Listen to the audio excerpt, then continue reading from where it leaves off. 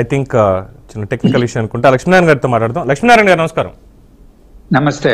So ఈ రోజు ఇద్దరు ప్రెస్ మీట్లు చూసాం. అంటే శాసనసభలో ముఖ్యమంత్రి ఉప ముఖ్యమంత్రి ఇద్దరు మాట్లాడారు. రాష్ట్రాన్ని ఒక్కొక్క ఇటుక పేర్చుకుంటూ మనం వెళ్తున్నాము, మనకున్నటువంటి పరిమితులు కానీ లేదంటే ఇప్పటి వరకు ఎదుర్కొన్నటువంటి ఇబ్బందులు కానీ గత 5 ఏళ్లలో ఉన్నటువంటి వైఫల్యాలన్నింటినీ కూడా అధిగమిస్తూ ఈరోజు రాష్ట్రాన్ని మళ్ళీ పునర్నిర్మాణ దశగా తీసుకువెళ్తున్నాం అంటూ వాళ్ళంటే అసలు వాళ్ళు చెప్పేవన్నీ అబద్ధాలే, మేమే మొత్తం అంతా అభివృద్ధి చేసాం, వీళ్ళన్నీ అబద్ధాలు చెప్పి అధికారంలోకి వచ్చారు తప్ప వీళ్ళు చేసేదేం లేదు అంటూ జగన్మోహన్ రెడ్డి. వాస్తవం ఏదంటారు? ప్యానల్లో ఉన్న మిగిలినటువంటి మిత్రులకి ప్రేక్షకులకి మీకు అభివందనాలు.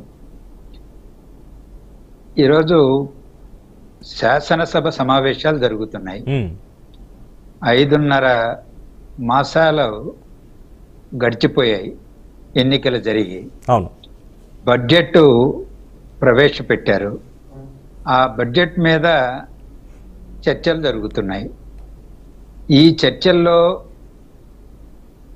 ప్రతిపక్ష నాయకుడు అక్కడ హోదా ఉన్నదా లేదా అనేది పక్కన పెట్టి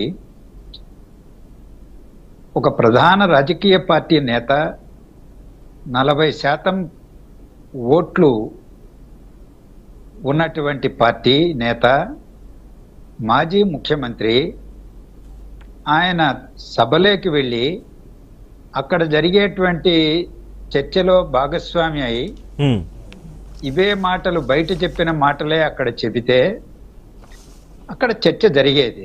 వాస్తవ అవాస్తవాలేంటో చట్టసభలోనే చర్చ జరగాలి.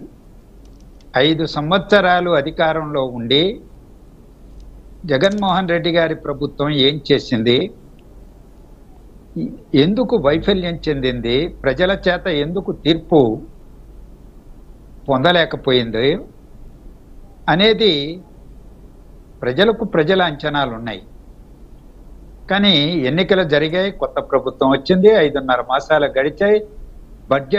బడ్జెటే పెట్టలేనటువంటి దౌర్భాగ్య స్థితి ఆర్థికంగా ఉన్నది అని నేటి ప్రభుత్వం చెప్పి 5.5 నెలల తర్వాత వార్షిక బడ్జెట్ పెట్టి చర్చ జరుగుతున్న పూర్వరంగంలో సభకు వెళ్లకుండా బయట ఎన్ని మాట్లాడినా వాటికి విలువ తక్కువ అనేది నా అభిప్రాయం. ఓకే, ఈరోజు నిన్ననే సాగునీటి ప్రాజెక్టుల పైన చర్చ జరిగింది. అవును, ఏమంది కూటమి పార్టీలే పాల్గొన్నాయి కదా అని అనవచ్చు. మరి దానికి అవకాశం కల్పించింది ఎవరు? కేవలం టీడీపీ, జనసేన, బీజేపీ ప్రతినిధులు మాత్రమే మాట్లాడడం, మంత్రులు సమాధానం చెప్పడం, ముఖ్యమంత్రి సమాధానం చెప్పడం జరిగిపోయింది. అదే వైఎస్ఆర్సీపీ ఒకే ప్రతిపక్షం ఉండేది అక్కడ. ఆ పార్టీ కూడా పోయి ఉంటే అక్కడ నిజాలు మాట్లాడడానికి అవకాశం ఉండేది. ఈరోజు పోలవరం పైన మాట్లాడారు. పోలవరాన్ని సంక్షోభంలోకి నెట్టేసింది గత ప్రభుత్వం అని ఈనాటి ప్రభుత్వం పెద్దలు మాట్లాడారు. కాదు అని చెప్పడానికి అక్కడికి వెళ్ళాలి కదా, ఎందుకు వెళ్ళలేదు అనేది ప్రజల ప్రశ్న.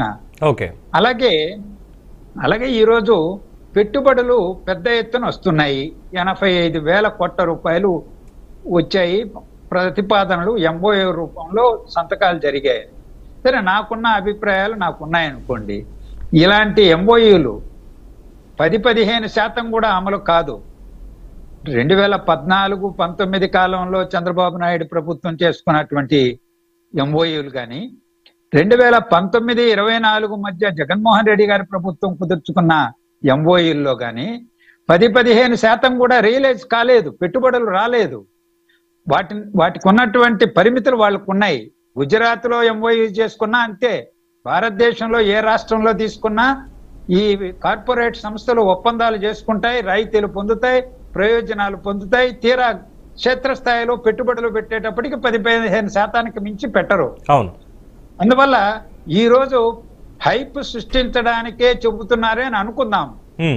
గత ప్రభుత్వ కాలంలో పరిశ్రమలు పారిపోయినాయి, అమర్ రాజా లేకపోతే ఇంకొకటి వెళ్ళిపోయినాయి, లోలా కంపెనీ, ఇవన్నీ కూడా చెప్పినటువంటివి రాలేదు అనేటువంటి విమర్శ గత ప్రభుత్వం పైన ఉన్నది.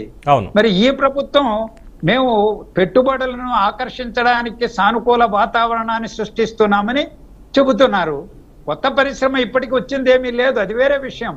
5.5 మాసాల్లోనే వచ్చేస్తుంది, ఉద్యోగాలు ఇచ్చేస్తుందని ఎవడన్నా భ్రమపడితే అది నాలాంటి వాడు భ్రమపడేటువంటి పరిస్థితి లేదు.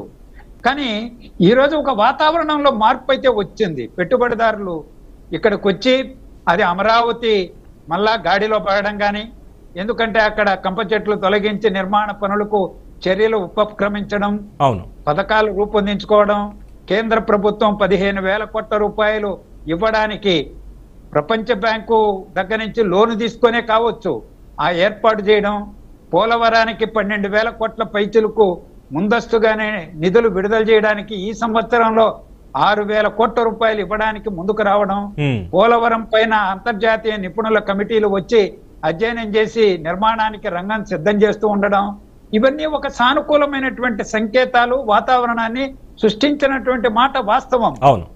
అలా అని ఇదిగో వచ్చేసే 1,00,000 కోట్లు, 50,000 కోట్లు, 60,000 కోట్లు అని రోజు పత్రికల్లో పతాక శీర్షికల్లో రాయించుకోవడం వల్ల, ప్రకటనలు చేయడం వల్ల ప్రయోజనం ఉండదు. అలా అని ఇప్పుడే అవి రావు అని కొట్టిపారేయడానికి వీల్లేదు. జరిగింది 5 నెలలే కదా, ఇప్పుడే కదా టేకాఫ్ అవుతున్నది.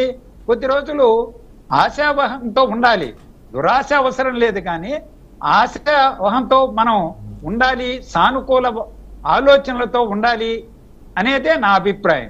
రైట్. మనతో